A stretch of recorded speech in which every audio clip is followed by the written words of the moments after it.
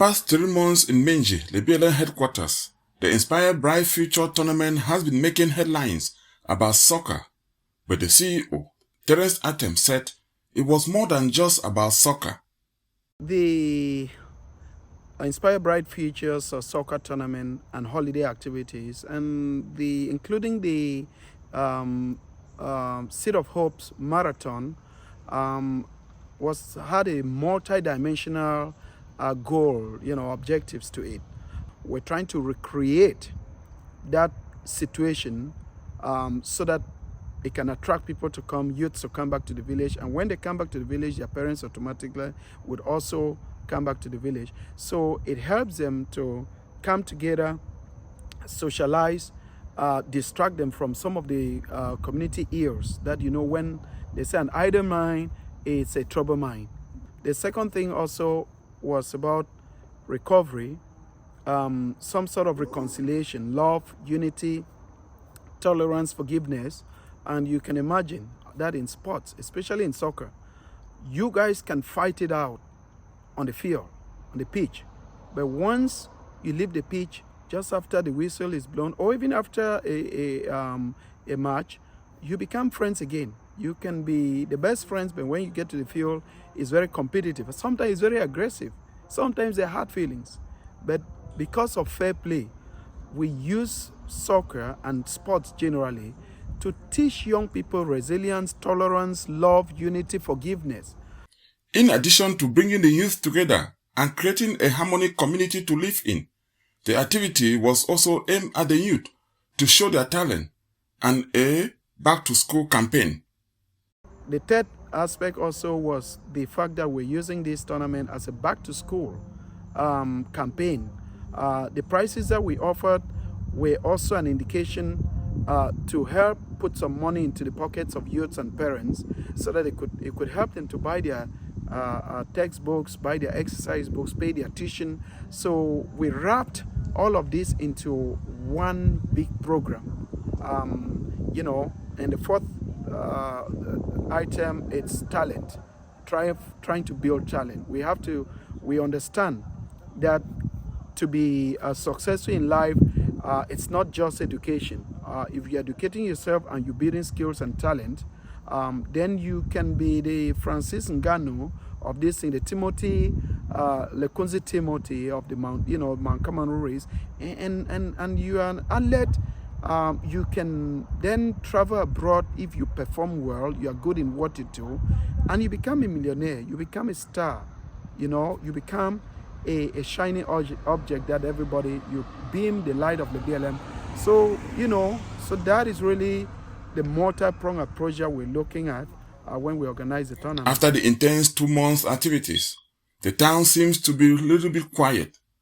However, unlike last year where the town remained relatively quiet throughout the year, the CEO said there is still more activities in the weeks ahead. Last year around this period, the tournament ended. There was no other activities until July again this year of 2025.